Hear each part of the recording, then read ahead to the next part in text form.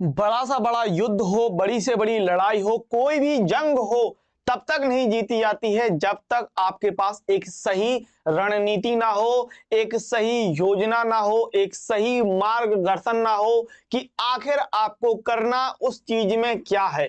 इसी प्रकार से ये जो आपकी जंग है, जो आप बोर्ड एग्जाम के लिए लड़ने वाले हो, उसके लिए भी बहुत ज्यादा जरूरी है कि आने वाले बोर्ड एग्जाम के लिए जो पेपर होने वाला है नए पैटर्न के हिसाब से, या फिर बोर्ड ने अपनी वेबसाइट में किस तरीके के पेपर को अपलोड किया है, ये जानना बहुत ही ज्यादा जरूरी है। इसीलिए हेलो प्यारो, स्वागत है आप सभी का एक्सपी क्लासेस में। मेरा नाम है मुकुंद और आज इस वीडियो लेक्चर के अंतर्गत हम लोग बात करेंगे कक्षा 12 गणित का इस साल पेपर किस तरीके से आने वाला है यूपी बोर्ड के अंतर्गत। इस वीडियो लेक्चर को यदि आप शुरू से लेके आखिरी तक देखते हैं तो आपको एक पूरा एक आइडिया मिल जाएगा कि हमारा जो पेपर 2024 में आने वाला है वो किस तरीके से होगा। तो शुरू से लेके आखिरी तक आपको देखना है, दोस्तों के बीच में शेयर भी कर देना, थोड़ा सा उनको भी मदद मिल जाएगी। तो पूरा पेपर हम लोग देखेंगे, पेपर एनालिसिस करेंगे, इसका आपको कंप्लीट सॉल्यूशन मिलने वाला है, एक एक सवाल को मैं हल कराने वाला हूं बढ़िया तरीके से, तो अंत तक बने रहना।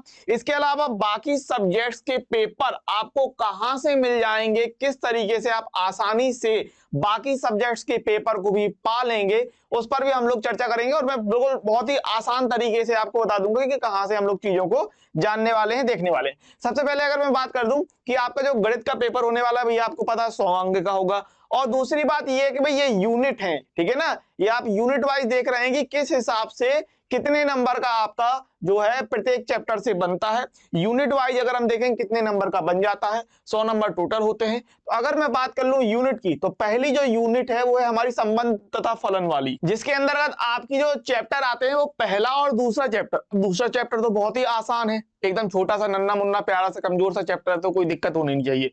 और वही बात पहले चैप्टर की, मुझे ऐसा लगता है कि पहले चैप्टर में कुछ लोग डर जाते हैं, ठीक है, उस डर को अगर आप हटाते हैं और वीडियो लेक्चर जो मैंने अपलोड कर रखे हैं, मैंने जो दे रखे हैं, उनको अगर आप कंप्लीट करते हैं, आपका चैप्टर नंबर 1 फंटास्टिक तरीके से हो जाएगा।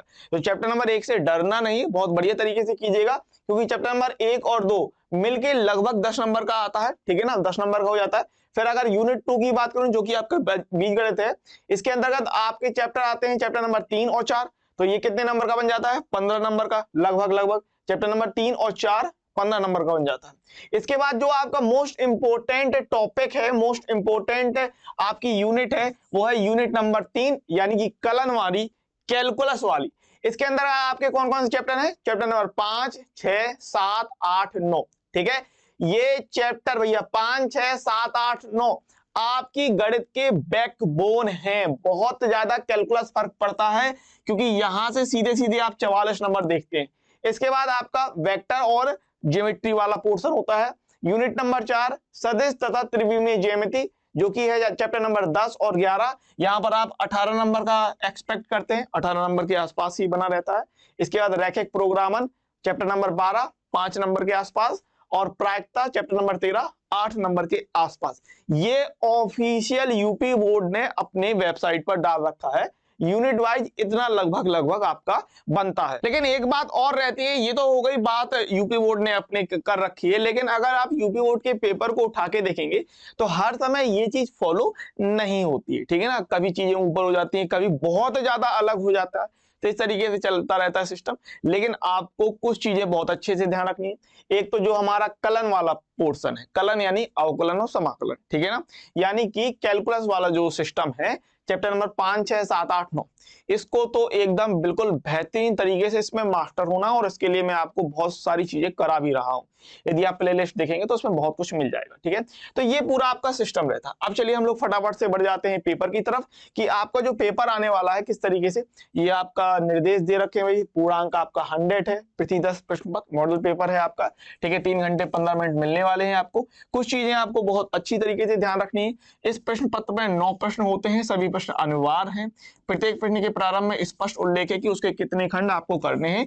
प्रत्येक प्रश्न के अंक उसके सम्मुख अंकित है, और प्रथम प्रश्न से प्रारंभ कीजिए और अंत तक करते जाइए। जो प्रश्न ना आता हो उसमें समय व्यर्थ ना कीजिए। ये बहुत ही ज्यादा महत्वपूर्ण बात है कि आप में से काफी स्टूडेंट ये कहते हैं सर लॉन्ग क्वेश्चन पहले कर ले, सर बड़े वाले जो क्वेश्चन है उनको पहले लगा ले। ऐसा मत कीजिए, बेहतर यही रहेगा जब आप पहले क्वेश्चन से कीजिए और आखिरी तक करते जाइए। उससे क्या होता है, जो चेक करने वाला टीचर होता है उसको ज्यादा परेशानी नहीं महसूस होती है, ठीक है, वो आराम से कर लेता है।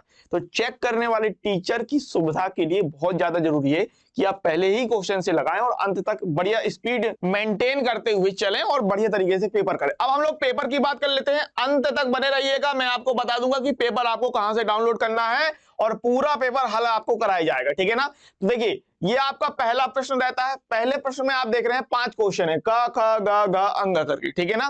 पहले प्रश्न में 5 क्वेश्चन है जो बहुविकल्पी प्रकार के आते हैं, ठीक है। अब ये आप देख लीजिए, ये कहां से, ये भाई चैप्टर नंबर 1 से है, ठीक है। ये चैप्टर नंबर 1 का क्वेश्चन है, ये भी आपका चैप्टर नंबर 1 का क्वेश्चन है। मैंने हर एक, देखिए पहली बात तो जो है मैंने पूरा कोर्स आपको करा रखा है, इस बात को ध्यान रखिए। ये चैप्टर नंबर आपका 7 से है, ठीक है। ये आपका चैप्टर नंबर 9 से सवाल है, ठीक है। ये चैप्टर नंबर 10 से सवाल दिया हुआ है, इस प्रकार से। तो यहां से आप देख लीजिए, हर चैप्टर से बढ़िया बढ़िया बनता है, ठीक है ना। तो ये क्वेश्चन नंबर 1 है। क्वेश्चन नंबर 2 में भी आप देखेंगे 5 सवाल बनते हैं जो कि एक एक नंबर के होते हैं, ठीक है। तो इस तरीके से जो आपका प्रश्न नंबर 1 है और प्रश्न नंबर 2 है, वहां पर 5-5 सवाल रहेंगे एक एक नंबर के, तो 10 नंबर के सवाल आपके ये बन जाते हैं, ठीक है ना। तो क्वेश्चन नंबर 2 में क ख ग घ अंग देख रहे हैं, ठीक है। पहला क्वेश्चन चैप्टर नंबर 2 से है और ये दूसरा क्वेश्चन खा नंबर का, ये चैप्टर नंबर 5 से है, ठीक है ना। गा नंबर का ये चैप्टर नंबर 9 से है। इसके बाद घा नंबर का देख रहे हैं तो ये चैप्टर नंबर आपका 12 से है और अंगा नंबर का चैप्टर नंबर 13 से है। तो इस तरीके से आप देखेंगे क्वेश्चन नंबर 1 और 2 में 5 और 5 10 सवाल, हर एक सवाल एक एक नंबर का, 10 नंबर आपके यहां से बनते हैं, ठीक है ना। आगे बढ़ चलें तो क्वेश्चन नंबर 3 में आप 4 सवाल देखेंगे और क्वेश्चन नंबर 4 में भी आप 4 सवाल देखेंगे जो कि आपके 2-2 नंबर के रहते हैं, ठीक है ना। इस प्रकार से आप देख रहे हैं कि क्वेश्चन नंबर 3 के अंदर 4 सवाल, क्वेश्चन नंबर 4 के अंदर अगर 4 सवाल, 2-2 नंबर के हर एक सवाल, यानी 8 सवाल रहेंगे। सभी सवाल आपको करने हैं और 8 दूनी 16 नंबर यहां से आपके बन जाते हैं। देखिए, पहला सवाल आपको दे दिया है, संबंधों की संख्या ज्ञात करने के लिए कह रहा है, तो ये चैप्टर नंबर 1 का सवाल है, ठीक है ना। दूसरा क्वेश्चन चैप्टर नंबर 9 का सवाल है। इसके बाद नहीं, चैप्टर नंबर 5 का है, ये आपको क्या करना है, अवकलन करने के लिए कह रहा है, तो ये चैप्टर नंबर 5 का हो गया। तीसरा सवाल आपसे कह रहा है कि बीच का कोण याद कीजिए, चैप्टर नंबर आपका 10 का हो गया, ठीक है। चैप्टर नंबर ये आपका कौन सा हो गया, 13वां हो गया, प्रायिकता के लिए कह रहा है, तो ये हो गया भैया प्रायिकता के लिए सवाल। आगे बढ़ चले, क्वेश्चन नंबर 4 के अंतर्गत 2-2 नंबर के 4 सवाल रहने वाले हैं, इस तरीके से आप देख लीजिए। तो ये आपका चैप्टर नंबर 5 से हो गया, ये आपका चैप्टर नंबर 10 से हो गया। उसके बाद ये आप देख रहे हैं समांतर चतुर्भुज का क्षेत्रफल, ये चैप्टर नंबर 11 के लिए होता है और ये आपका प्रायिकता वाला हो गया घटना के लिए, तो ये चैप्टर नंबर 13 से हो गया, ठीक है। तो इस तरीके से आप देखेंगे कि ये क्वेश्चन नंबर 4 के अंतर्गत 4 सवाल हैं, 2-2 नंबर के हो गए, तो यहां से आपका ये बात क्लियर है। इसके बाद आपका जो टॉपिक आता है, जो क्वेश्चन नंबर आता है, जो कि बहुत बहुत ज्यादा इंपॉर्टेंट है, क्योंकि क्वेश्चन नंबर 5 और 6, क्वेश्चन नंबर 5 और 6 के अंतर्गत 5 क्वेश्चन ये रहेंगे क्वेश्चन नंबर 5 में, और क्वेश्चन नंबर 6 में भी 5 क्वेश्चन ये रहेंगे, ठीक है ना, बढ़िया तरीके से। और हर एक क्वेश्चन 5-5 नंबर का रहेगा, यानी कितने हो गए भैया, 10 क्वेश्चन हो गए 50 नंबर के। तो क्वेश्चन नंबर 5 और 6 आपके पेपर का सबसे ज्यादा महत्वपूर्ण प्रश्न संख्या है, जो कि बिल्कुल 50 नंबर रखते हैं, ठीक है ना। और सभी खंड करने, यहां पर कोई ऑप्शन नहीं, इस बात को ध्यान रखिएगा। क्वेश्चन नंबर 5 के अंदर का आप देख रहे हैं, ये चैप्टर नंबर 1 का सवाल हो गया। अच्छा, ये वाले जो सवाल हैं अब बिल्कुल नहीं आने वाले हैं, ठीक है, क्योंकि सारणिक के गुणधर्म जो है यूपी बोर्ड की ऑफिशियल साइट पर है कि भाई सारणिक के, क्योंकि ये पेपर अपडेटेड नहीं हुआ है, यूपी बोर्ड ने अपनी साइट पर अपडेट नहीं किया है, इसीलिए ये क्वेश्चन दिखा रहा है, ये क्वेश्चन आपका नहीं आना, सारणिक के गुणधर्म वाले सवाल नहीं कर रहे, ठीक है ना। तो ये चैप्टर नंबर 1 का हो गया। इसके बाद ये हो गया चैप्टर नंबर 5 से, ये भैया बहुत इंपॉर्टेंट चीज चैप्टर नंबर 7 से, और ये चैप्टर नंबर 11 से हो गया भैया। बहुत ही ज्यादा महत्वपूर्ण सवाल रहता है, न्यूनतम दूरी वाला, हर साल आपको 5 नंबर में ये सवाल मिलने ही मिलने वाला है, ठीक है ना। तो क्वेश्चन नंबर 5 के अंतर्गत आप देखेंगे 5 सवाल दिए हैं, हर एक सवाल 5-5 नंबर का हो गया, ठीक है ना। तो 25 नंबर यहां से बनते हैं, और क्वेश्चन नंबर 6 के अंतर्गत 5-5 नंबर के 5 सवाल यहां से आपके 25 नंबर बनते हैं। तो बहुत ही ज्यादा महत्वपूर्ण हो जाता है। और बच्चा अगर कहीं परेशान होता है, कहीं वो फंसता है या कहीं पर नंबर कम आने के चांसेस होते हैं, तो वो यहीं पर होते हैं, क्योंकि ये आपका पोर्शन बहुत ज्यादा महत्वपूर्ण हो जाता है भाई।